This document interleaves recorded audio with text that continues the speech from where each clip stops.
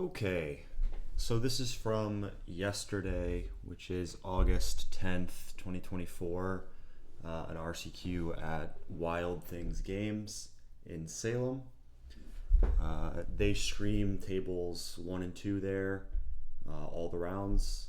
So I thought that I would go back and do some commentary on the matches that I was playing at table 1 and 2. So the first one we have here is me versus Enzo Burke. Enzo is playing blue-black Psychic Frog Murktide. I'm playing Mardu Energy. Enzo, a good friend, so always fun. This is round 4. Enzo and I are both 3-0 at this point, so whoever wins is locked for top 8. And let's see. So we're shuffling up here. I revealed Gigantha. Both of us know what each other are playing. Enzo is copying my list of Blue-Black Frog, so we basically know each other's full 75. This matchup is, in theory, slightly good for Mardu, but there's a lot of play on both sides, and it can really depend on how the threats sequence from both players. Murktide is the key card from the Frog deck. It's not very answerable by Mardu, so you can just get tempoed. I win the die roll, which is generally quite good.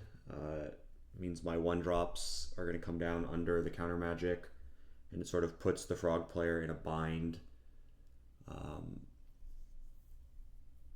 They have to decide whether to Fatal Push or to Hope Interaction. Preordain on turn 1 is pretty sus if you're on the draw, because you can just get 1-drop, 2-dropped, and then none of your spells matter for the rest of the game. So being on the play, pretty important.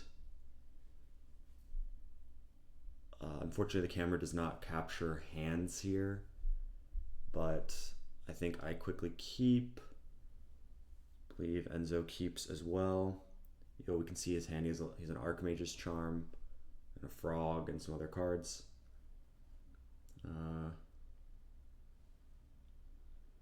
Alright, so fetch land go. Enzo fetch land go. I'm going to surveil here. So weak start, no 1-drop from me. Card density matters a lot in this matchup, so sort of if your hand is functional and decent, it's hard to mull it down to something. It's one way to lose. So keep it on top. Cast Guide. Turn 2 Guide, much worse than turn 1. Is there a Guide Pride angle? It's a Guide Pride angle. Enzo has the Fatal Push. This sucks. Not going to be getting my free cat value.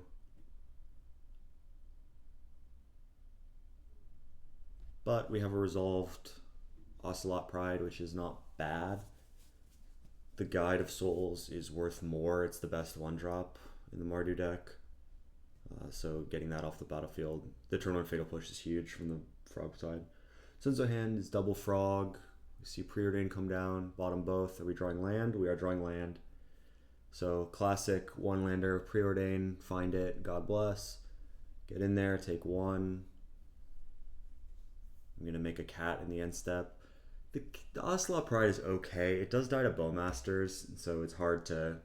It doesn't really run away with the game in the way that it can in certain other matchups. I have no follow-up, which is a little annoying, and no land. So I'm pretty much telegraphing the Bowmasters here. It's basically the only thing that I can have. I would cast any 2-drop if I had it and didn't have the Bowmaster, so I don't have land. My hand is either 4 Flages or some number of 1s, 2s, with Bowmasters and removal. So I basically have Bowmasters 100% of the time. Enzo deciding not to deploy Frog. I think that's a good choice. The Frog is just not going to get it done here. If I have Bowmasters and then have a good follow-up, it's difficult. So he spell snares the Bowman. That's fine. fine exchange for both of us. Basically, Bowmaster is very good against him. I basically knew that was going to happen. So get in there for 2. Enzo fatal pushes my Ocelot Pride, I assume is what's happening here. So double push hand, very good from Enzo. Raptor, let's roll the dice. This is what we were kind of working towards is, okay, we trade everything. I get a window to resolve a spell. Let's see what we hit. Unfortunately, we only have 2 energy, which is a little sus. We hit a guide, which is good. Do we have the land? I don't. So this is a board that Enzo can work through, is kind of the problem. The double fatal push really bought him a lot of time. Fraud comes down. I think my hand is like Static Prison, double Galv here. So I'm going to be able to work through this frog, but I want to extract maximum pain from Enzo. Yeah, so my hand, I'm going to pause here just for a second. So I have Elegant Parlor, Godless Shrine in play. So the downside is that I don't have double red to cast double Galv. That's like a common play pattern in this matchup, is you Galv once on their frog, they have to decide whether to pitch 3 cards and save it, and then you just don't spend the energy, and then you cast second Galv and they get completely blown out. So we do have Galv Prison available. His frog is currently a 1/2, and I believe he has 4 cards in hand. He might have 5. So it's a little interesting because my Galv is representing 4 damage. So I think he does have 5 cards actually. So what could happen, and I think what I decided to do is this Raptor has first strike, so I can attack, and then if he pitches a card, the damage happens to the frog. We're going to see what happens here. So I could also just lead with the prison, but I would really like to save the prison if I could, because it actually answers a Murktide. Whereas 1 Galv doesn't do that. So we're going to attack, yep. Enzo's going to block and then discard a card. And presumably I'm going to Galv in response. Okay, so we get to see his hand here. His hand is like Force of Negation, Counterspell, Archmage's Charm, Frog. Is there another Fatal Push? What is this last card? So it's Archmage's Charm, Force of Negation. Yeah. Okay, so he has 4 cards in hand, so it actually makes a big difference. He has Discard, Counterspell.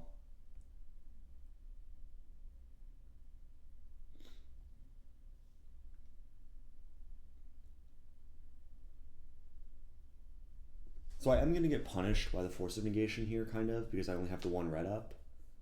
So this is a little... Maybe I'm supposed to just Galv first. It's pretty tempting to attack first. Maybe that's just bad, though. I actually think that's just bad. Because Spell Pierce also is in his range and also punishes this. So I think I'm supposed to just Galvanic before combat. And if it works, then I can obviously get in for 2 more. So that happens, this happens, he's going to trade, he has 1 card left and it's Archmage's Charm. So yeah, that's fine, I'm just going to prison. But I basically, by attacking first, yeah, the attack first was just bad. Okay, so we prison, take it. Surveil, I hit the land. Am I going to leave it on top? What would I leave on top here? I do leave it on top. I guess we'll see what it is next turn. It's Enzo's turn. He draws. He has 2 cards now. He says go.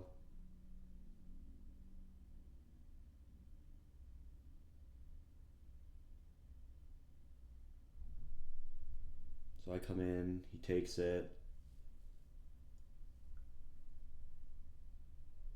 Does this just flage you? Yep, gain an energy, gain a life.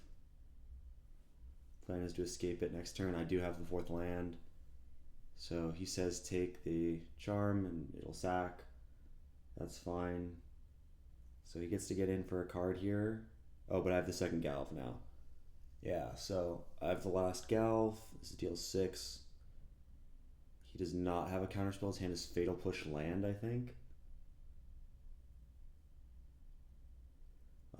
So yeah, he's just in a rock and a hard place here.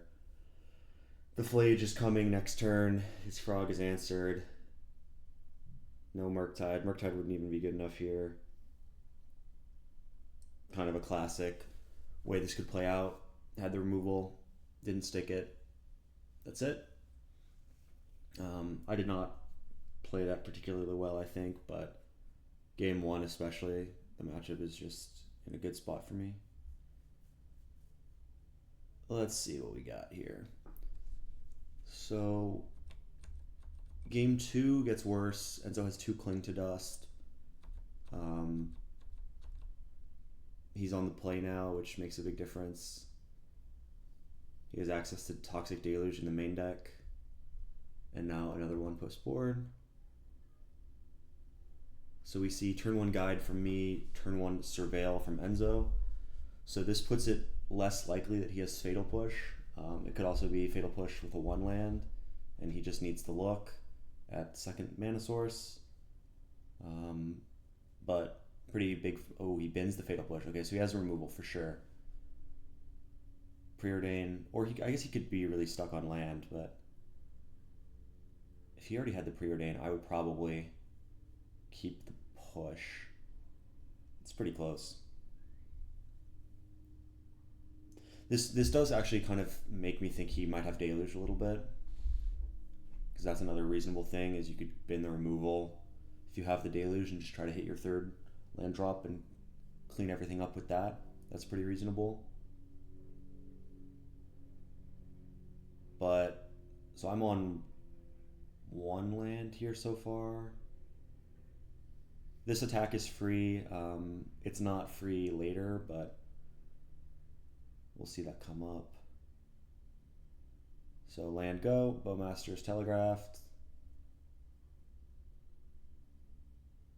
So Enzo fetches here, and I'm just going to take the opportunity to slam the Bowmaster under his. There's no spell snare, there's no nothing. So he has 4 spell snare post board. So just get the creature down. It's harder for him to decide what to do now, kind of. You know, playing a threat when I can untap, remove his threat, and then get in is pretty good. It's not very good for him. It's good for me. Just resolving things is good in this matchup. So yeah, here we go. Here's the Deluge. Makes sense. That tracks.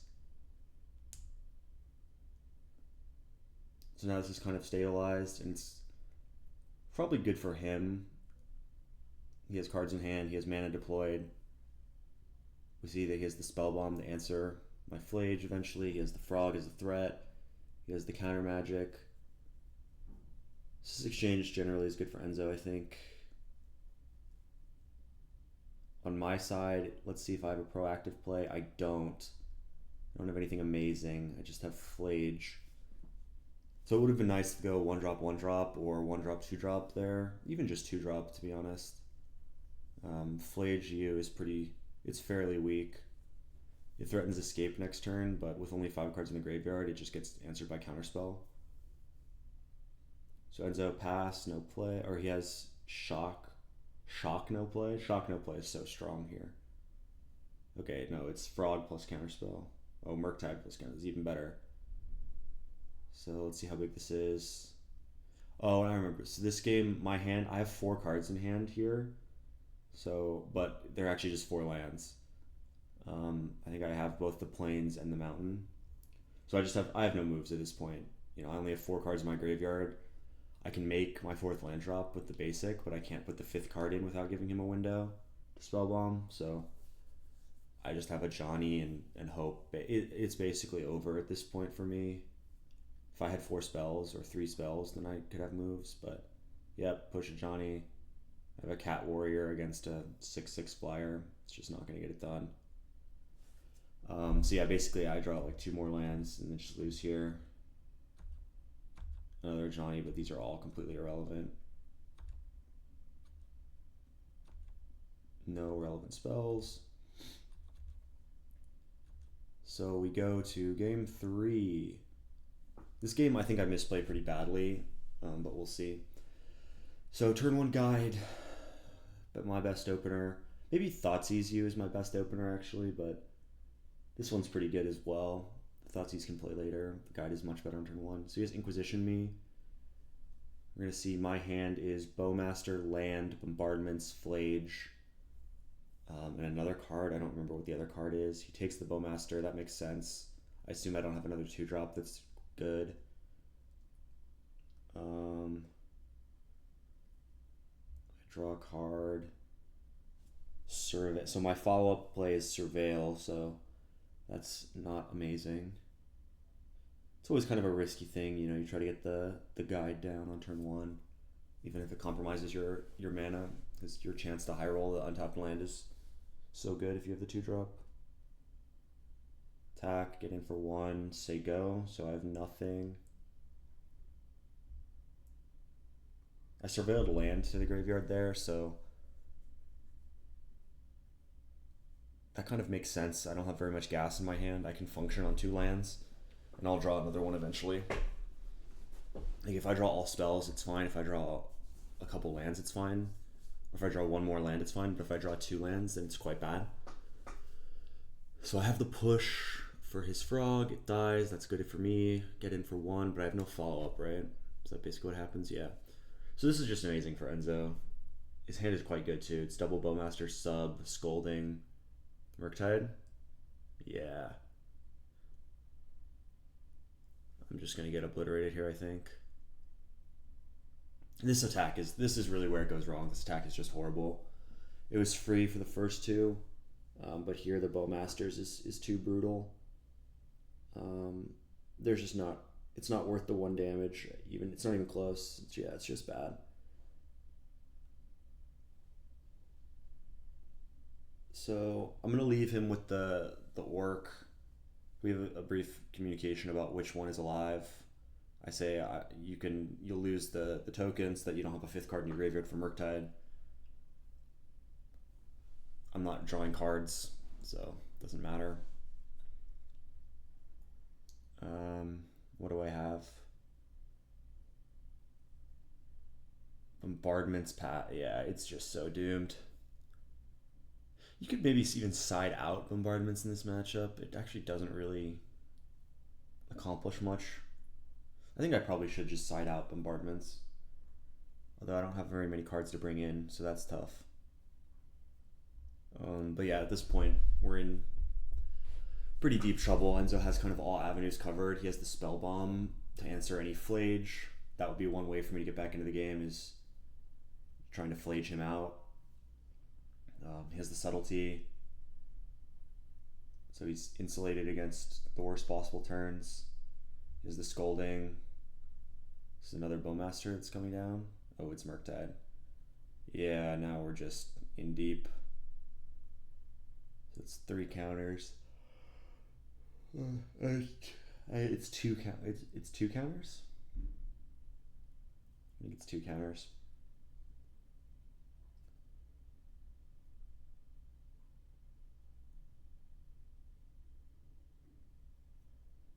So Surveil. Bin Flage is our best bin here.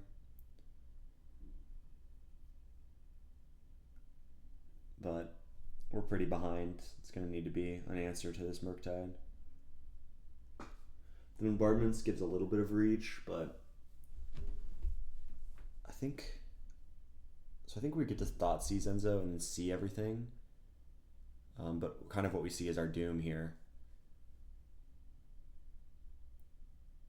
So his hand is Subtlety, Scolding, Spell Bomb, something. Yeah. So it's Subtlety, Scolding, Bowmaster, Spell Bomb. So, and I think my hand is Bowmaster, Flage, or something like that. So I'm just kind of in a rock and a hard place here. So he has the 1 mana open for the Scolding, so I can't resolve anything. It's basically going to counter all my plays. I'm at like 14 or something like that after this Thoughtseize. So I have 2.5 turns. I'm not sure what's supposed to happen. I think so. I end up taking the scolding to try and resolve a creature here, but I think, and it also turns off his subtlety if he doesn't draw a blue card or a land. I think that might be wrong. Although, so my plan is to flage and try and dig myself out that way.